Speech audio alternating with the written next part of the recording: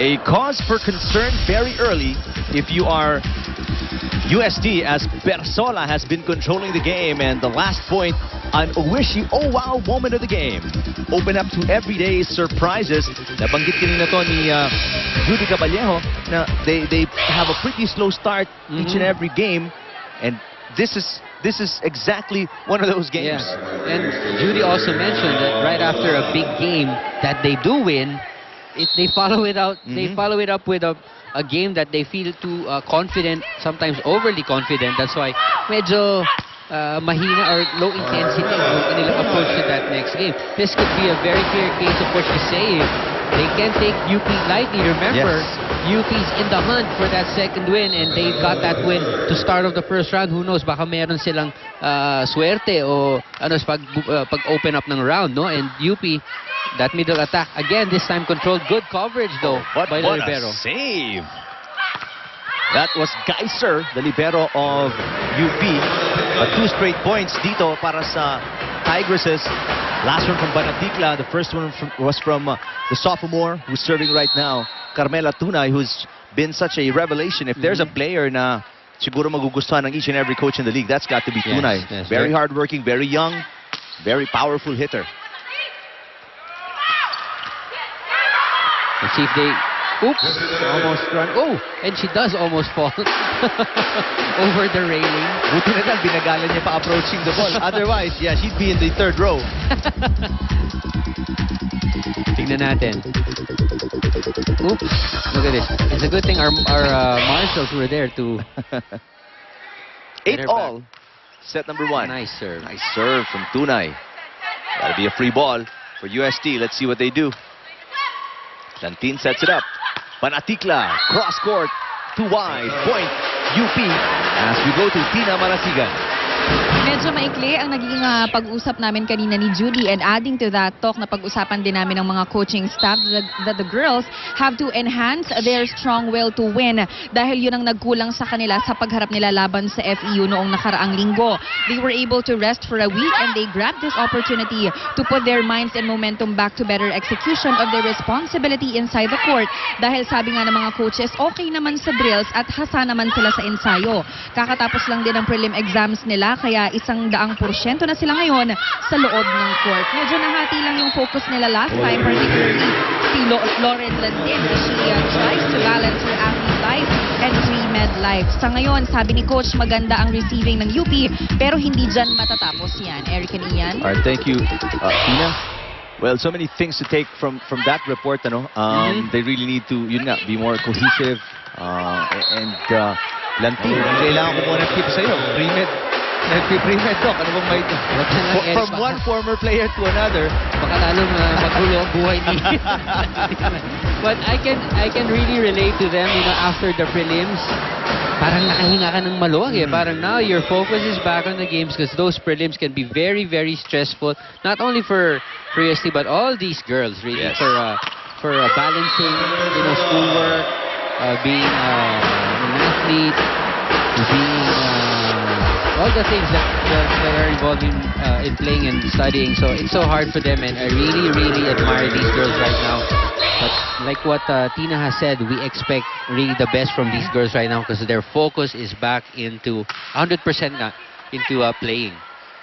And sabi nga din ni Tina, as we add some of the things from that report na, you know, the girls need to be motivated, and yun ang problema is how do you motivate these girls if you've already said your piece as a coach, as OG Mamon, you already said everything you can say. Yeah, the girls still need motivation. Dun mahirap on how to really get them going each and every point, each and every set, each and every match. Very true. So hard. The players have to do their part as well, Eric. The team captain is there. The leader of the team has to be there because inside the court, it's just the 6 players who are talking to each other and, of course, planning their attacks, planning their defensive patterns, just like that. Judy went all the way from her attacking area just to save that ball, but 3 other players were closer. Yes. To the ball. Smart play by Chu of UP. She's been trying that for several plays now, but finally succeeding on this one. They got a 2-point lead here in set number 1. And it's pretty plain to see na depensa kailangang pagtibayan pa ng UST. They've got no problem offensively, especially with the likes of Ortiz and Panatikla. Pero defensively, they've got to be more solid kasi kayang hanapin ng UP ang mga butas na yan. That's a good assessment of what's going on with UST at the moment, Eric.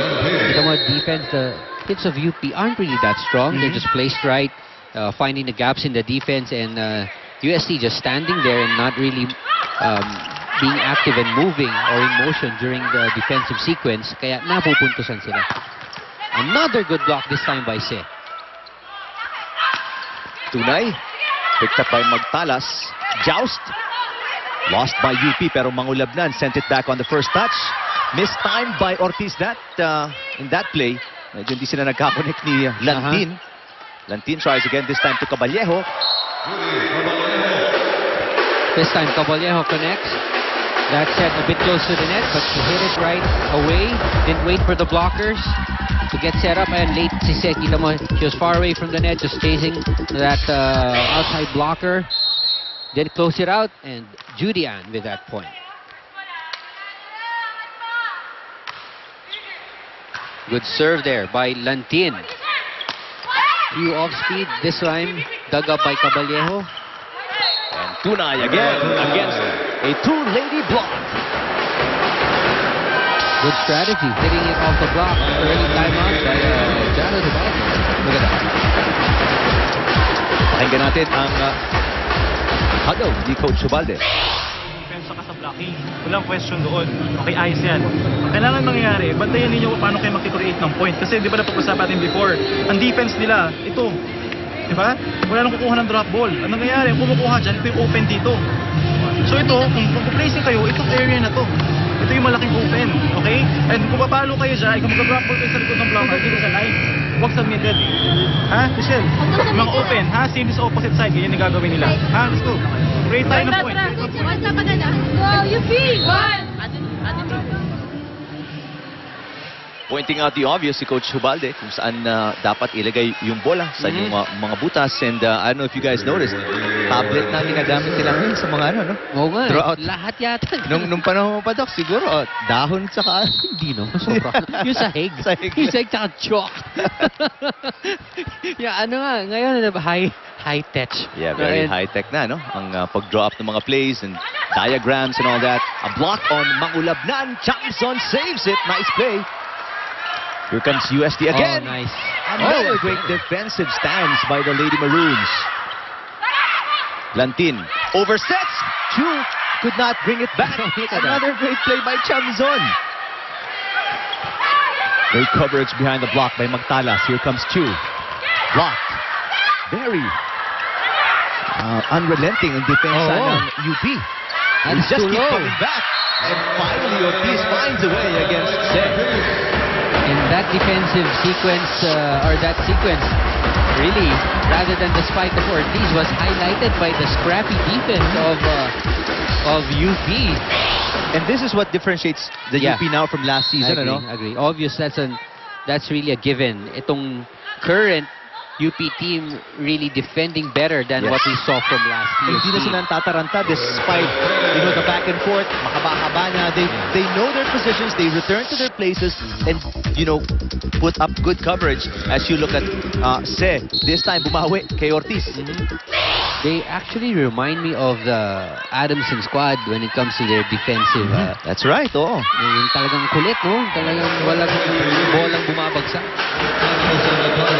Tied again at 14 in set number 1. Pesky defense galing sa UP, really putting problems sa opensa ng UST, but that time Chu with a service error. 15-14 UST, set 1.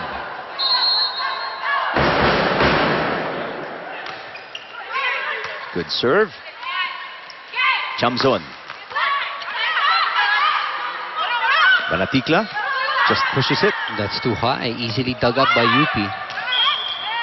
Left-handed tip by Chamzon and a net violation on UST. 15 all. Who would have expected? Ganto kasikip, ganto kahigpit ang ating set 1, no, Doc? Very true. Very, very close.